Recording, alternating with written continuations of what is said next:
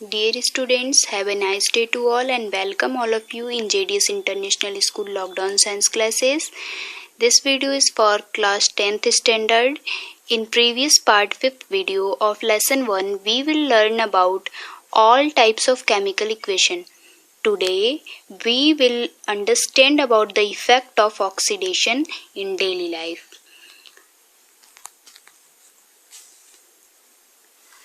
First is corrosion and second is rancidity. देखिए, it means ये है कि हम आज पढ़ने वाले हैं effect of oxidation in daily life. Daily life में ऑक्सीडेशन का इफेक्ट क्या है. कोरोजन देखते हैं जिसमें ऑक्सीडेशन होता है और रेंसिडिटी होती है, वहाँ भी ऑक्सीडेशन होता है और ये हमारे डेली लाइफ को अफेक्ट करते हैं. किस तरह से इफेक्ट होते हैं, ये कोरोजन है क्या, रेंसिडिटी है क्या, इस चीज़ को हम एज ए डीप पढ़ेंगे अब आगे. पहले नॉर्मली हम इसके बारे में थोड़ा सा जान लेते हैं. Corrosion weakens metal and rancidity destroy food by oxidizing them. Corrosion एक ऐसा प्रोसेस है जो कि मेटल्स को कमज़ोर बना देता है और रेंसिडिटी ऐसा प्रोसेस है जो फूड को डिस्ट्रॉय कर देता है. फूड में एक ऑर्डर क्रिएट कर देता है, मतलब गंदी बू आने लगती है फूड में और फूड खराब हो जाता है रेंसिडिटी की वजह से. तो first of all we will understand corrosion in deep. It is a natural phenomenon when a metal is exposed to moisture, air, acid for some time. A layer of hydrated oxide is formed which weakens the metal and hence metal is said to be corroded. It means जब भी हम metal को किसी moisture के expose में या air के expose में या एसिड के एक्सपोज में छोड़ देते हैं कुछ समय के लिए, तो मेटल के ऊपर एक लेयर आ जाती है और उस लेयर से मेटल जो होता है वीकन हो जाता है, कमज़ोर हो जाता है और ऐसे मेटल को हम कहते हैं कि वो कोरोडेड हो गया, कोरोडेड मेटल है. जैसे कि अगर हम लोहे को छोड़ देते हैं मॉइस्चर में, अगर उस नमी हो और उस जगह पे हम लोहे को छोड़ दें तो लोहे के ऊपर एक ब्राउनिश कलर का एक डस्टी पार्टिकल आपको दिखने लगेगा कुछ समय बाद, जो कि रस्टिंग की वजह से या कोरोजन, वही कोरोजन हो गया. मॉइस्चर के प्रेजेंस में एयर के साथ यानी ऑक्सीजन के साथ रिएक्शन हुआ उस मेटल के साथ यानी आयरन मेटल के साथ, और वो जो है डिस्ट्रक्शन उसका होने लगा यानी वो डिस्ट्रॉय होने लगा. तो यही प्रोसेस है कोरोजन. कोरोजन का एग्जाम्पल अगर बताएं तो उसमें है रस्टिंग ऑफ आयरन. आयरन की रस्टिंग कोरोजन का एग्जाम्पल है. Black coating on silver. Silver के ऊपर काले कलर की जो कोटिंग आ जाती है, जैसे कि ऑर्नामेंट हम लोग पहनते हैं, कुछ समय के लिए पहनने के बाद देखते हैं कि उस पर ब्लैक कोटिंग दिखने लगती है, फिर हम लोग को उसकी सफाई करनी पड़ती है. तो ये ब्लैक कोटिंग जो होती है ये किस वजह से होती है, कोरोजन की वजह से होती है. जो सिल्वर है वो एयर के साथ रिएक्शन करके और उसके ऊपर ब्लैक कोटिंग क्रिएट कर देता है. और and green coating on copper, और कॉपर के ऊपर ग्रीन कोटिंग हो जाती है. कॉपर जैसे आप लोग तांबे का छोटे पॉट को आप लोग यूज़ करते होंगे इन वर्शिप, जल वगैरह देने में भगवान को, तो उस पे देखते होंगे कि वो कुछ समय बाद जब न्यू रहता है तो वो उस पे ग्रीन कोटिंग नहीं होती है. जब कुछ समय बाद आप जल देते हैं तो मॉइस्चर के प्रेजेंस में एयर के साथ रिएक्ट करके ग्रीन कोटिंग क्रिएट करता है. तो वो ग्रीन कोटिंग जो है वो किसकी वजह से हो रहा है, तो by the process of corrosion की वजह से हो रहा है. तो ये तीनों जो प्रोसेस यहाँ पे दिए गए हैं, rusting, black coating on silver, green coating on copper, ये कोरोजन के एग्जाम्पल हैं. इन तीनों को हम डीप में पढ़ेंगे, बट सबसे पहले हम एक लाइन समझ लेते हैं. Corrosion can be prevented by galvanisation, electroplating और बाय पुटिंग पेंट्स. कोरोजन को हम रोक सकते हैं गैल्वेनाइजेशन प्रोसेस के थ्रू या इलेक्ट्रोप्लांटिंग के थ्रू या फिर पुटिंग पेंट लगा करके. ये तीनों प्रोसेस हम समझेंगे. तो हल्के में जान लेते हैं. गैल्वेनाइजेशन एक ऐसा प्रोसेस है जिसके थ्रू हम जिंक का कोटिंग कर देते हैं मेटल पे और जिसकी वजह से वो रिएक्शन नहीं कर पाता है. एयर जो है वो मॉइस्चर के प्रेजेंस में रिएक्शन नहीं कर पाता है और इस तरह से हमारा मेटल कोरोजन से बच जाता है. पेंट लगा देंगे या इलेक्ट्रोप्लांटिंग कर देंगे, वही चीज़ है. तो हम किसी चीज़ का अगर हम उस पर लेप लगा दें मेटल पे तो वो फिर एयर के कांटेक्ट में नहीं रह पाता है और इसकी वजह से वहाँ उसे हम कोरोजन से बचा सकते हैं. और फर्स्ट ऑफ फर्स्ट एग्जांपल जिसको हमने शॉर्ट में बता दिया था उसको मैं जो डीप जानेंगे और केमिकल रिएक्शन कैसा होता है इसके बारे में भी समझेंगे। तो रस्टिंग ऑफ आयरन क्या है? रस्टिंग ऑफ आयरन एक ऐसा प्रोसेस है जिसमें आयरन ऑक्सीजन के साथ यानी एयर के साथ रिएक्शन करता है मॉइस्चर के प्रेजेंस में, और आयरन ऑक्साइड यानी फेरिक ऑक्साइड जिसको कॉमन नेम रस्ट देते हैं का फॉर्मेशन करता है। तो ये रिएक्शन या तो इस तरह से लिखें या फिर इस तरह से भी लिख सकते हैं। और करके दिया मैंने, यहाँ पे मॉइस्चर को हमने एयर पे दिखा दिया और यहाँ मॉइस्चर को यानी वाटर को इस रिएक्शन में दिखा दिया, बस फर्क इतना ही है और कोई फर्क नहीं है। तो मेन कंटेंट हमारे मेटल को देखना है, रस्टिंग में मेटल पे क्या इफेक्ट हुआ। तो मेटल पे इफेक्ट देखना है तो हमको इस मॉइस्चर की जरूरत नहीं है, मॉइस्चर की बहुत ज़्यादा शो करना जरूरी नहीं है, इसलिए यहाँ पे मॉइस्चर को हटा दिया हमने और यहाँ पे मॉइस्चर को ऐड कर लिया इनटू 3s2 यहाँ पे आया है। तो ये आयरन ऑक्सीजन से जब रिएक्ट करता है तो Fe2O3 बनाता है। इस रिएक्शन को आप सबसे पहले तो आप इसको नॉर्मल स्केलेटल फॉर्म लिखेंगे इस रिएक्शन का, Fe+O2 arrow Fe2O3 iron oxide का फॉर्मूला लिखेंगे। फिर उसके बाद इसको बैलेंस करेंगे, बैलेंस करने को मैंने आपको बताया था, तो उससे बैलेंस कर लेंगे। तो जब बैलेंस कर लेंगे तो ये रिएक्शन कंप्लीट हो जाएगा आपका। FeO2 और H2O और ये एरो बना दिए और ये बन गया Fe2O3 इंटू 3s2। एक चीज़ और है, हमने पहले बताया था एक फार्मूला जिस मैग्नेटाइट का क्या था, Fe3O4, इसे भी फेरिक ऑक्साइड लिख दिया था। इसको भी फेरिक ऑक्साइड का ही फॉर्म करते हैं, बट जनरली इसका जो एक्चुअल नेम है, इसको एक्चुअल नेम अगर कोई पूछे, दोनों ही फेरिक ऑक्साइड ही हैं, बट इसको हम फेरसो फेरिक ऑक्साइड भी कहते हैं, इसको भी याद रखिएगा, फेरसो फेरिक ऑक्साइड। ओके, अगर कहेगा कि इन दोनों में क्या डिफरेंस है तो हम इसको कहेंगे फेरसो फेरिक ऑक्साइड, इसको Fe3O4 को, और ये जो है ये फेरिक ऑक्साइड है, हल्का डिफरेंस है, इसको आप याद रखिएगा। ये यहाँ पे आ गया तो मैंने इसको समझा दिया, बट जनरली ये दोनों ही फेरिक ऑक्साइड का ही फॉर्म है, क्योंकि इसमें ऑक्सीडेशन स्टेट ओनली Fe का 2 होता है, यहाँ ऑक्सीडेशन स्टेट 2 और 3 दोनों होता है, इसलिए इसको फेरसो फेरिक ऑक्साइड कहते हैं। इस चीज़ को आप समझने में थोड़ी आपको प्रॉब्लम होगी, क्योंकि आप बहुत ज़्यादा अभी केमिस्ट्री को डीप में नहीं जाने हैं, अभी आप स्टार्ट कर रहे हैं फर्स्ट चैप्टर को, तो इसलिए कुछ चीज़ों को आपको अभी बस केवल याद करके चलना है। जैसे जैसे चैप्टर्स कवर होंगे आपको वो चीज़ें खुद ब खुद समझ में आती चली जाएंगी। नेक्स्ट अब हम देखेंगे कि रस्टिंग जनरली इसको डिफाइन कैसे करेंगे, ये है क्या। तो रस्टिंग इज केमिकल रिएक्शन, इस तरह से रस्टिंग क्या है, केमिकल रिएक्शन है ऑफ आयरन का, and occur over a period of time as the bare metal surface come in contact with oxygen present in air और वाटर। इस मीन्स ये है कि रस्टिंग एक केमिकल रिएक्शन है जिसमें आयरन का एक केमिकल रिएक्शन है, यानी ऑक्सीडेशन है, ऑक्सीजन से रिएक्शन हो रहा है, इसलिए केमिकल रिएक्शन को हम ऑक्सीडेशन कहेंगे। आयरन का ऑक्सीडेशन है ये भी कह सकते हैं। That occurs over a period of time, जो कि एक समय के बाद होता है।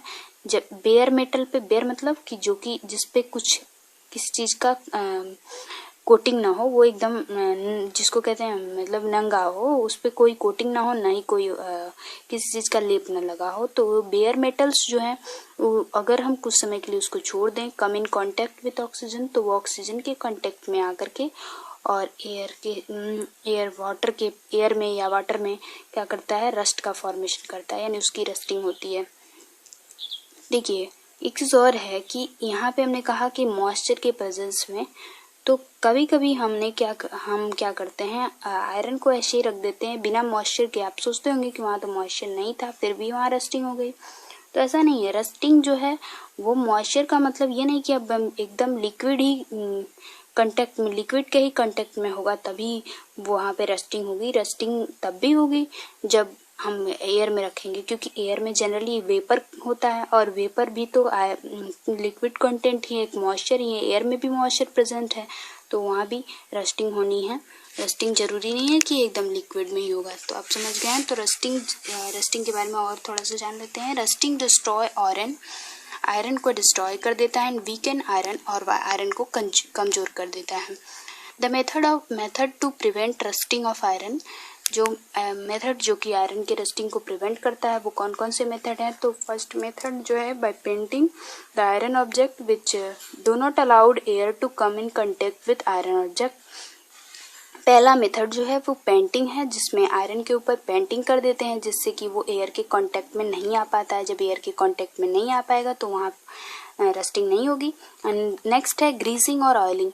हम क्या करते हैं, उसके ऊपर जो आयरन होता है उसके ऊपर हम लोहे के ऊपर एक ऑयल की कोटिंग कर देते हैं या ग्रीस लगा देते हैं, जिसकी वजह से वो मॉइस्चर के कांटेक्ट में नहीं आएगा, और जब मॉइस्चर के कांटेक्ट में नहीं आएगा तो फिर वहाँ पे डस्टिंग नहीं होगी। तो 2 कारण हो गए।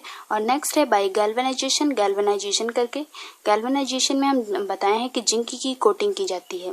तो आयरन के ऊपर अगर जिंक की कोटिंग कर दी जाए तो जिंक एक प्रोटेक्टिव लेयर का काम करने लगता है आयरन के लिए, और वो जब प्रोटेक्टिव लेयर हो जाएगा तो आयरन के पास ऑक्सीजन या कोई भी मॉइस्चर जा नहीं पाएगा, और इस तरह से वो आयरन बच जाएगा रस्टिंग से। तो आप समझ गए इसको। गैल्वेनाइजेशन मतलब जिंक कोटिंग। ये जिंक कोटिंग वहीं अवेलेबल रहता है क्योंकि जिंक की कोटिंग, जिंक जो है वो आप जानते हो कि क्यों जिंक आयरन के साथ क्यों नहीं रिएक्ट करता। अब ये सोचने वाली बात है। अगर मान लीजिए आपसे पूछ दिया जाए कि आखिर जिंक की कोटिंग अगर हम कर देते हैं तो क्या जिंक आयरन के साथ रिएक्शन नहीं कर सकता, तो जिंक नहीं करेगा आयरन के साथ रिएक्शन, क्योंकि जिंक क्या है, ये एक रिएक्टिव एलिमेंट है इन कंपैरिजन टू आयरन।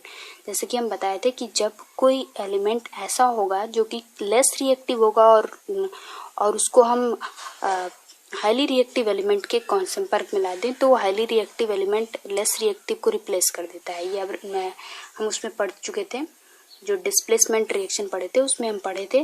तो इस चीज को समझ लीजिए कि आयरन जो है ये जिंक के तुलना में लेस रिएक्टिव है, इसलिए जिंक जो है कभी भी आयरन का place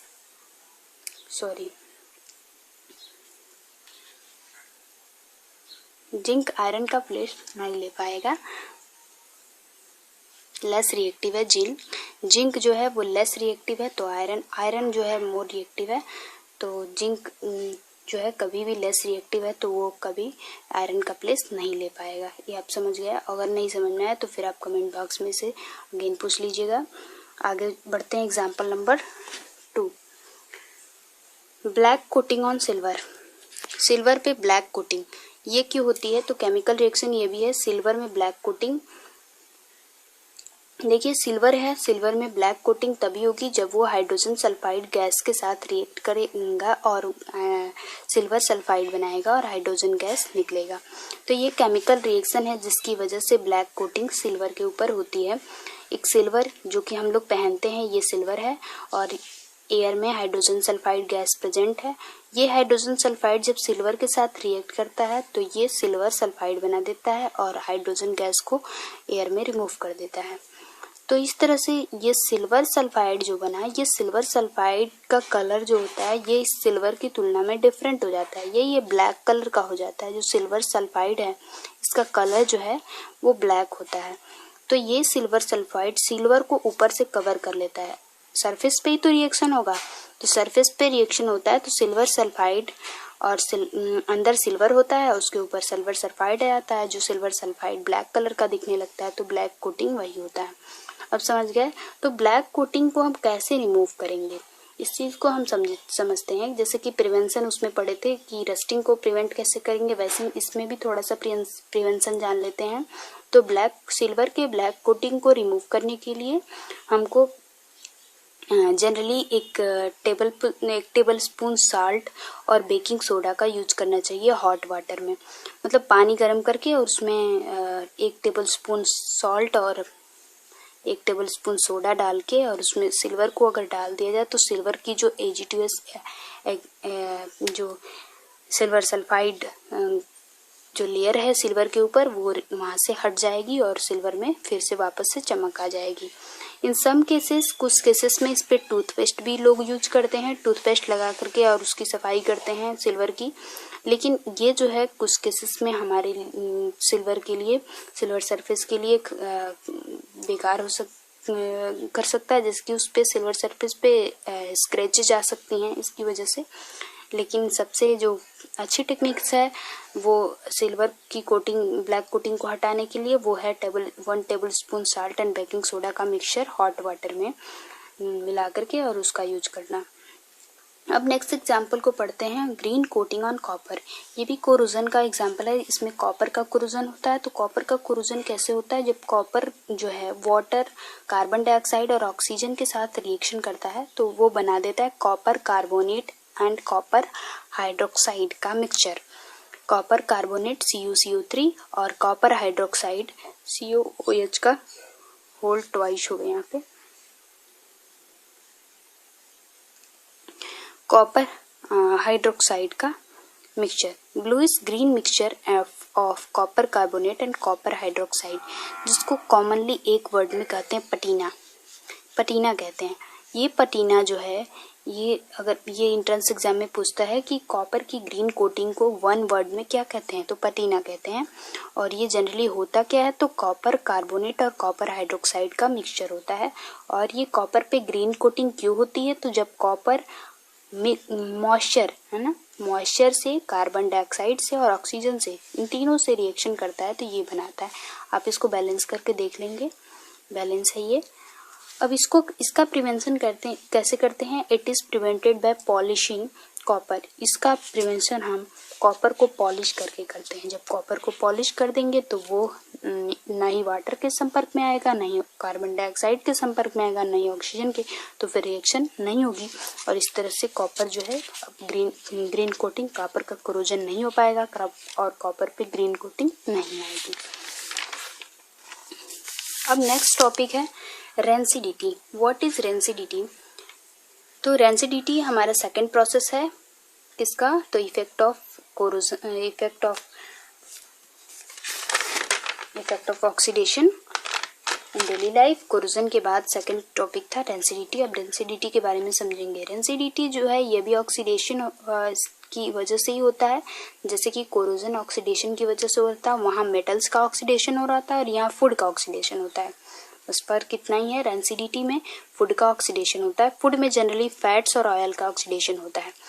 the oxidation of fats and oil when expose to air is known as rancidity. Fats और ऑयल का एयर के एक्सपोजर में ऑक्सीडेशन ही रेंसिडिटी कहलाता है। जब फैट्स और ऑयल को हम हवा में छोड़ देते हैं तो वो एयर के साथ यानी ऑक्सीजन के साथ रिएक्ट करके और उस जो है वो खराब हो जाता है, फूड यानी फैट और ऑयल खराब हो जाता है। और इस तरह से रेंसिडिटी, ऐसा प्रोसेस जो है रेंसिडिटी कहलाने लगता है। It leads to bad smell और odour and bad taste of food. और इसकी वजह से फूड का जो टेस्ट होता है वो बैड खराब हो जाता है और स्मेल भी उसमें से गंदी आती है। तो रेंसिडिटी एक ऐसा प्रोसेस है जिसमें फूड जो है उसका ऑक्सीडेशन होता है। फूड का ऑक्सीडेशन होने की वजह से फूड का जो टेस्ट और ऑडर है दोनों ही बैड हो जाते हैं। अब एज फॉर एग्जाम्पल इसको कैसे बाय रिएक्शन हम एक्सप्लेन करेंगे। तो रिएक्शन आप लोग को डिटेल में तो समझ में नहीं आएगा क्योंकि आप लोग अभी रिएक्शन नहीं जानते हैं, बट हम इसको आप लोग नोट जरूर कर लीजिएगा अपनी कॉपी में। और जब आप रिएक्शंस को समझ जाएंगे नेक्स्ट चैप्टर में, नेक्स्ट सेकंड या थर्ड चैप्टर में रिएक्शंस के बारे में जब समझ जाएंगे तो आपको बहुत इजी लगेगा। और अगेन ये लास्ट चैप्टर में पढ़ना भी है इसी रिएक्शन को, इसलिए आप लोग यहीं लिख लीजिए। और इसका शॉर्ट फॉर्म हम आपको बता देते हैं। अगर मान लीजिए इसको शॉर्ट में आपको लिखना है तो ये जो फार्मूला हमने बनाया है ये ट्राइग्लिसराइड जिसको ट्राइग्लिसरॉल भी कहते हैं, ट्राइएसाइल ग्लिसरॉल भी कहते हैं, या फैट, ये फैट का फार्मूला है या फैट का स्ट्रक्चरल फार्मूला है। ये ग्लिसरॉल है और ये तीनों 1 2 3 तीन हैं, तीनों फैटी एसिड्स हैं। तो अगर शॉर्ट में हम इसको यहाँ पे लिख के दे दिए हैं कि अगर आप लोग इसको शॉर्ट में लिखना चाहेंगे तो भी लिख सकते हैं। तो फैट का जब ऑक्सीडेशन होता है तो वो क्या करता है, लाइपेज। ऑक्सीडेशन कौन करता है, तो लाइपेज क्या है, ये एक एंजाइम है जो कि या तो कभी कभी ये लाइपेज जो है कुछ माइक्रो ऑर्गेनिज्म भी सिक्रीट करते हैं और वो माइक्रो ऑर्गेनिज्म जो है इस फैट को ख़राब कर देते हैं। तो ये माइक्रो डायरेक्ट लाइपेज आ जाए और ये लाइपेज फैट को ऑक्सीडाइज करता है, ग्लिसरॉल ऑक्सीडाइज करने के बाद ग्लिसरॉल और 3 फैटी एसिड बनाता है और साथ में 3H2O मॉलिक्यूल रिलीज होते हैं। तो इस तरह से फैट का ऑक्सीडेशन हुआ और ये दोनों बने और जब ये दोनों बनेंगे तो वहाँ से गंदी स्मेल आएगी फूड से या फैट का ऑक्सीडेशन हो जाएगा। तो अब हम इसको समझ लिए कि रैंसिडिटी में क्या होता है। ये लाइपेज, एक चीज़ जान लीजिए कि यहाँ पे ऑक्सीजन नहीं है तो कंफ्यूज मत होइएगा, लाइपेज ही ऑक्सीडेशन करवाता है। लाइपेज एंजाइम है जिसकी वजह से ऑक्सीजन इससे रिएक्ट करता है, ठीक है। जब ऑक्सीडेशन होगा इसका और जब ऑक्सीडेशन होगा तभी ये ग्लिसरॉल और फैटी एसिड बनते हैं। अब आगे बढ़ते हैं method to prevent rancidity. Rancidity को प्रिवेंट करने के मेथड्स क्या क्या हैं। तो रैंसिडिटी अगर नहीं कराना चाहते हैं हम तो हमारे लिए सबसे बेस्ट मेथड है बाय एडिंग एंटीऑक्सीडेंट। उस फूड में जिस फैटी या ऑयली फूड में क्या कर दें, एंटीऑक्सीडेंट्स को ऐड कर दें।